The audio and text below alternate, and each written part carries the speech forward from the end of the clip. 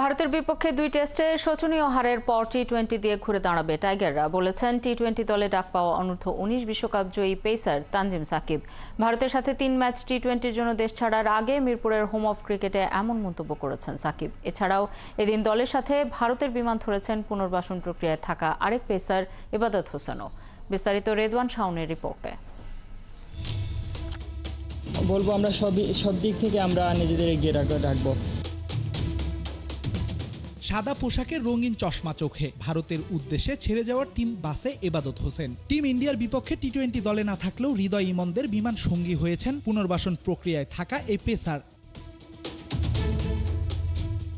মঙ্গলবার দুপুরে ভারতের উদ্দেশ্যে টি-20 সিরিজে যোগ দিতে দেশ ছেড়েছে 11 টাইগার ক্রিকেটার। মাহমুদুল্লাহ মুস্তাফিজদের দেখা না মিললেও হোম অফ ক্রিকেট থেকেই ভারতের বিমান ধরেছেন হৃদয়, সাকিব, রিশাদরা। কানপুরে সাদা পোশাকের ক্রিকেটে টাইগাররা যেন হারিয়ে ফেলেছে নিজেদের মনোবল। ২ টেস্টে ব্যাটারদের ব্যর্থতা সঙ্গী করেছে ভারতের মাটিতে লজ্জার পরাজয়। তবে টি-20 দলে যুক্ত হওয়া সাকিবের কণ্ঠে যেন মিলেছে ঘুরে দাঁড়াবার তাড়না। ভারতের বিপক্ষে ব্যাটিং, বোলিং, ফিল্ডিং 3 ইউনিটে এগিয়ে থেকেই খেলতে নামবে টাইগাররা। আপনি যদি এভাবে কম্পেয়ার করেন, আমরা বলবো আমরা সব দিক থেকে আমরা নিজেদের এগিয়ে রাখবো এবং আমরা সব দিক থেকে আমরা 100% চেষ্টা করবো। একটা গেম জিততে গেলে আপনার প্রত্যেকটি ইউনিটে ভালো করতে হবে, ব্যাটিং, বোলিং, ফিল্ডিং সব জায়গাতে। সো ওই দিক থেকে আমাদের ফোকাস থাকবে, আমরা যাতে প্রত্যেকটা সেক্টরে ভালো করতে পারি এবং আমাদের বেস্টটা দিতে পারি।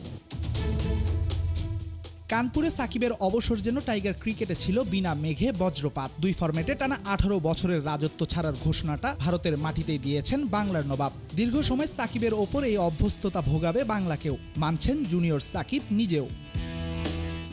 অবশ্যই করবে। সাকিব ভাই বাংলাদেশের হিস্ট্রিতে one of the best player এবং উনি ব্যাটিং, বোলিং, ফিল্ডিং সব দিক থেকে টিমকে সাপোর্ট দিত। আমরা ওই জায়গাতে অনেক শূন্যতা ফিল করব, কিন্তু আমরা চেষ্টা করব যাতে আমরা টিম গেম খেলার মাধ্যমে আমরা সেই যাতে ফিল আপটা আমরা পূরণ করতে পারি। রেদওয়ান শাওন, ৭১।